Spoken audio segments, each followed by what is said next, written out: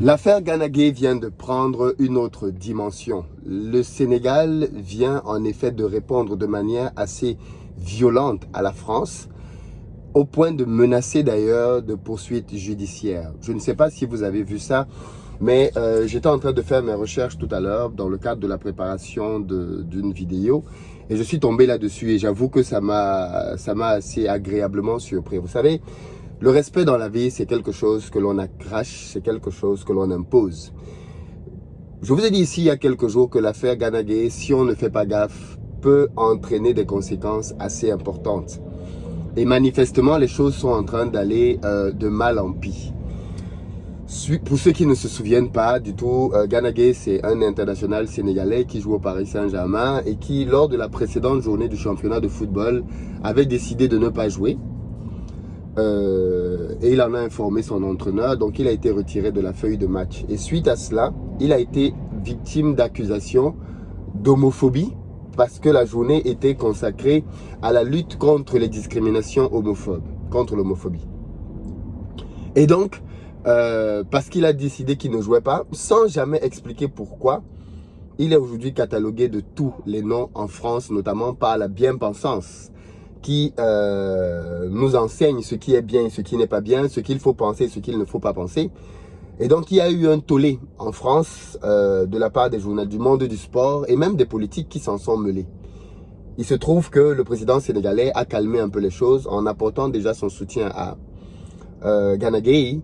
J'avais déjà relevé ça dans une précédente vidéo. Et aujourd'hui, la chose est allée un peu plus loin parce que le comité national d'éthique de la Fédération française de football avait pondu un courrier assez violent vis-à-vis de Gana Gueye. Je ne sais pas si vous aviez lu ce courrier, mais écoutez ce qu'ils avaient dit, en tout cas à Gana Gueye, suite à son absence de la feuille de match. Il lui dit, et ça c'est la Fédération française qui dit, de deux choses l'une, soit ces supputations sont infondées et nous vous invitons sans délai à vous exprimer afin de faire taire ces rumeurs. Nous vous invitons par exemple à accompagner votre message d'une photo de vous portant le maillot en question, le maillot LGBT. Alors, il y avait vous vous rappelez, les joueurs devaient tous porter un maillot qui avait un dossard aux couleurs LGBT. Dans ce cas, nous vous deux, alors, donc premièrement, on lui demande de pouvoir porter le maillot. La fédération lui demande de porter le maillot pour démontrer qu'il n'est pas homophobe. Ensuite, on lui dit, soit ces rumeurs sont exactes. Dans ce cas, nous vous demandons de prendre conscience de la portée de votre geste et de la très grave erreur commise. La lutte contre les discriminations dont font l'objet les différentes minorités, quelles qu'elles soient, est un combat indispensable et de tous les instants. Voilà le courrier qu'on envoie à Gana Gueye. Mais il faut encore plus loin. Et là, ils disent à Gana Gueye qu'il s'agisse de la couleur de peau, de la religion, de l'orientation sexuelle ou de toute autre différence, toutes les discriminations reposent sur le même fondement qui est celui du rejet de l'autre parce qu'il est différent du plus grand nombre. En refusant de participer à cette opération collective, vous validez de fait les comportements discriminatoires, le refus de l'autre et pas uniquement contre la communauté LGBTQI.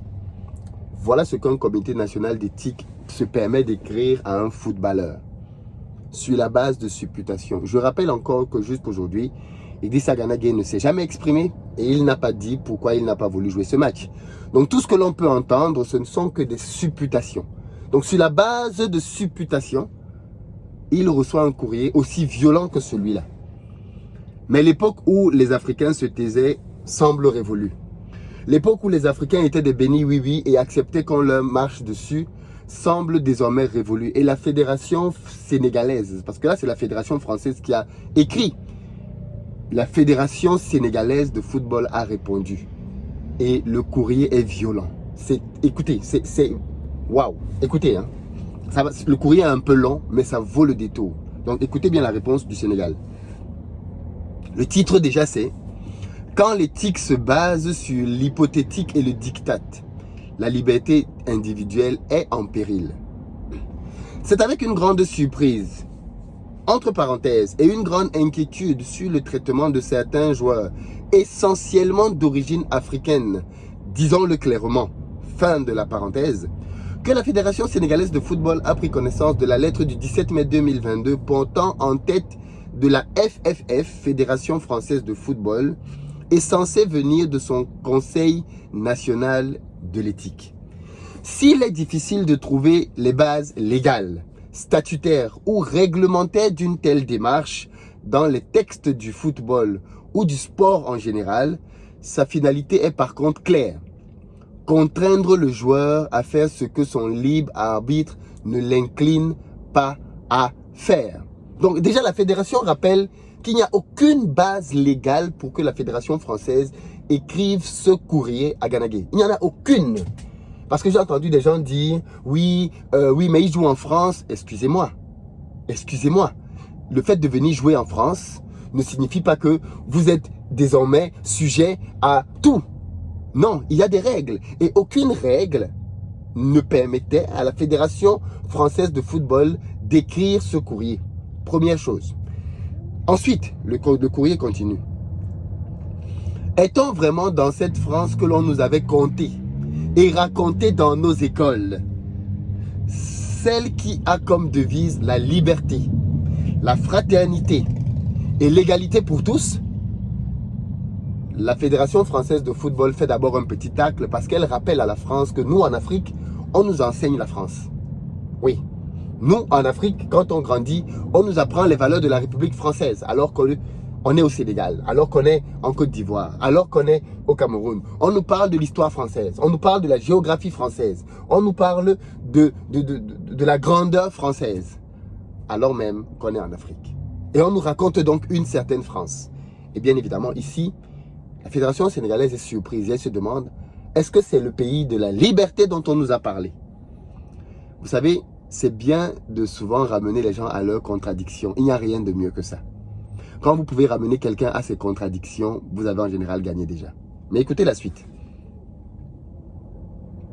Comment une instance qui prétend promouvoir l'éthique dans le football peut se fonder sur des supputations pour s'adresser à une personne, pour lui enjoindre de s'exprimer et pire encore, de s'afficher avec le maillot aux couleurs LGBTQI+, pour mettre fin aux dites supputations?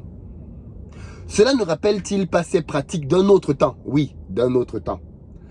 Dans les salles de classe des écoles où pour punir l'élève insoumis, le maître ou le professeur le mettait au supplice de l'humiliation devant ses autres camarades de classe pour la sanction comme pour l'exemple. Oui, ça nous rappelle un certain temps. Il est un principe élémentaire en droit qui dit que nul ne peut être tenu à apporter la preuve d'un fait négatif. Excellent, excellent. En droit, oui. Si tu penses que je suis homophobe, c'est à toi de prouver que je suis homophobe. Ce n'est pas à moi de me défendre et de démontrer que je ne suis pas homophobe. C'est l'inversion des principes. Et voilà comment est-ce que notre société est maintenant faite. Et vous allez remarquer que cette manière de manipuler les gens est faite à beaucoup de domaines.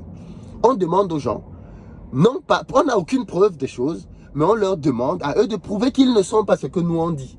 Je t'accuse de quelque chose, mais c'est à toi de prouver que tu ne l'es pas. Et là, bien évidemment, la Fédération sénégalaise rappelle que nul ne peut être tenu à apporter la preuve d'un fait négatif. Pourquoi le dit Conseil national d'éthique n'a-t-il pas commencé par demander aux médias français qui ont porté l'accusation d'apporter la preuve de leurs allégations? Pourquoi? Mieux, pourquoi ne s'est-elle pas adressée au club du joueur qui a communiqué sur les raisons de la non-participation d'Idrissa Gana Gueye au match de la polémique? La tournure de la correspondance est d'autant plus inquiétante en ce qui concerne le respect des droits élémentaires du joueur Idrissa Gana Gueye. Qu'on y lit cette phrase qui sonne comme une sentence comminatoire sans jugement préalable. Voici la phrase. En ne participant pas à cette opération, vous validez le comportement discriminatoire, le refus de l'autre et pas seulement de la communauté LGBTQI+. Je me demande ce que ce monsieur avait pris avant d'écrire ce courrier. Je me demande vraiment si personne ne relit les courriers. Ou alors on s'est dit, ce n'est qu'un Africain, ce n'est qu'un Sénégalais. De toutes les façons, on peut dire ce qu'on veut. On peut enfreindre toutes les logiques, tous les principes de droit, tous les textes. Et qui va défendre? Qui va réagir? Cette fois-ci, mon ami, tu t'es trompé. La suite est sans commentaire car elle traduit en elle-même toute la dimension des préjugés de l'auteur de cette lettre éthique. Nous devons tous nous sentir concernés par toutes les discriminations et pas seulement celles qui nous touchent personnellement. Manifestement et inconsciemment, au moment d'écrire sa lettre, le sieur Patrick Anton, celui qui est responsable du Comité national d'éthique, n'a pas pu s'empêcher de mettre en lien la situation qu'il décrit ou déplore avec la couleur ou la religion de M. Idrissa Gana Gueye. Ce faisant, s'est-il rendu compte qu'il était en train de stigmatiser le dit joueur en le classant d'emblée et sans son avis dans la catégorie des personnes discriminées? Ainsi se présente toute la problématique des libertés de nos jours. Cette partie, elle est juste... Elles ne sont plus universelles. Il y a celles que l'on promeut, voire impose, même au forceps s'il le faut, d'autres pour lesquelles on détourne la tête et qui ne bénéficieront jamais d'une journée de championnat dédiée, malheureusement. Je vais relire cette partie, elle est jouissive. Ainsi se présente toute la problématique des libertés de nos jours. Elles ne sont plus universelles. Non, non, non, non, non, non. Il y a celles qu'on promeut, voire impose, même au forceps, s'il le faut. D'autres pour lesquelles on détourne la tête et qui ne bénéficieront jamais d'une journée de championnat dédiée, malheureusement. Oui, ça c'est clair. Il y a des causes dont on n'entend jamais parler. Il y a des minorités dont on ne se préoccupe point. Il y a des causes qui n'auront jamais leur journée de championnat en France. Et oui, les libertés ne sont plus universelles. Elles sont désormais européennes, françaises, allemandes, américaines. Et chacun, à son niveau, pousse les siennes. Et c'est bien malheureux. S'il y a quelqu'un qui doit clarifier sa situation ou faire amende honorable, ce n'est point Idrissa Gana Gueye, mais bien M. Patrice Anton du Conseil national d'éthique de la Fédération française, qui, non content de chercher de la fumée là où il n'y a point de feu, est pris en flagrant délit de menaces voilées et de propos discriminatoires à l'encontre d'un joueur professionnel dont le seul tort est de ne pas avoir joué un match de championnat, ce qui au demeurant, jusqu'à plus ample informé, est un fait courant et ne concerne que les relations entre ce dernier et son club employeur. La Fédération sénégalaise de football se voit obligée, dans de telles circonstances, et sans préjudicier en aucune manière aux règles qui régissent le football, dans une association sœur, pas mère ni père, mais sœur. La France est un pays frère, ce n'est pas un pays supérieur, d'exprimer toute sa solidarité au joueur Idrissa Gana Gueye, membre de l'équipe nationale du Sénégal, et dont elle peut témoigner des qualités humaines exceptionnelles et de son sens poussé du respect de l'autre sans concession sur le respect qu'on lui doit lui-même en tant que personne jouissant d'une totale liberté de conscience. Et le meilleur est pour la fin. Elle se réserve également le droit de saisir les instances internationales compétentes dans le domaine du sport ou en matière de droits de l'homme pour que ce qui ressemble à un harcèlement institutionnalisé cesse.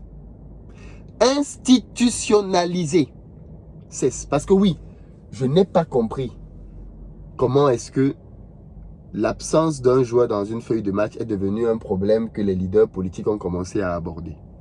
Je n'ai pas compris. Un problème entre le club et son joueur est devenu un sujet national. Je n'ai pas compris. Je n'ai pas compris. Que pensez-vous de cette lettre? Moi, je la trouve sublime. Je la trouve à propos. Je la trouve conséquente. Je la trouve grave. Je trouve que l'enjeu a été pris dans sa juste dimension et la réponse est digne de l'attaque. Et je pense que cette réponse du Sénégal devrait davantage inspirer les Africains à tous les niveaux que ce soit. Les Africains doivent en finir une fois pour toutes avec les complexes d'infériorité vis-à-vis de la France. Les Africains doivent en finir une fois pour toutes avec les attitudes rabaissantes, dénigrantes. Les attitudes qui consistent à baisser la face, à courber la tête, alors qu'il faut marcher fièrement. La colonisation, l'esclavage sont des choses qui sont derrière nous. Et c'est à nous désormais de vivre la tête haute et de ne pas perpétuer de par nos comportements, de par nos attitudes de soumission, un certain nombre de choses. L'Afrique a besoin de leaders, de dirigeants courageux, braves, pour cette période de son histoire. Parce que c'est avec ça que l'on va se relever. C'est un peuple qui n'a pas de fierté, c'est un peuple qui ne peut pas se battre. Et c'est bien que ceci arrive au Sénégal, qui pour l'avis de beaucoup de personnes est un pays extrêmement soumis à la France. Pour l'avis de beaucoup de personnes, c'est un pays qui ne peut pas manifester son désarroi ou sa révolte par rapport à la France. C'est très bien que ce soit le Sénégal qui sonne la cloche pour dire stop, il y en a marre. Stop, il y en a marre, trop c'est trop, plus jamais ça. J'espère que ceci va inspirer un maximum de personnes, mais surtout que le message va être compris. Et qu'au terme de ceci, la polémique va être refermée. Mais surtout qu'un message va être communiqué. Vous savez, il y a des gens qui n'entendent que ça. Action-réaction. Et si les Africains, de manière institutionnelle, pas simplement sur les réseaux sociaux, comme c'est là maintenant, parce que là, c'est la Fédération sénégalaise de football qui a pris le sujet en main. Vous et moi, on est limité. On ne peut pas porter plainte à la Fédération française de football pour ce message. Par contre, la Fédération sénégalaise, elle a les droits. Elle a des moyens de pression sur la France. Le président sénégalais, il a des moyens de pression sur la France. Donc, il est bon que quand des sujets comme ceci se produisent, eh bien, que les instances aussi réagissent. Et ce qui s'est passé là ne devait pas rester lettre morte. Cette époque-là est révolue. Là où on pouvait injustement traiter les Africains et la seule réponse, c'était le silence. Et c'est bien qu'il y ait eu cette réponse. J'espère que les uns et les autres comprendront donc désormais que les Africains ne seront plus le bouc émissaire sur lequel on va venir porter des attitudes que l'on n'aurait jamais portées à d'autres personnes. En tout cas, moi, cette réponse, je la trouve proportionnée, digne. Et j'espère que maintenant, la Fédération française va calmer le jeu pour ne pas aller dans une escalade. Parce qu'en tout cas, de ce que je vois, le Sénégal est prêt à riposter. Dites-moi ce que vous en pensez. Mais moi, je pense que c'est une bonne chose.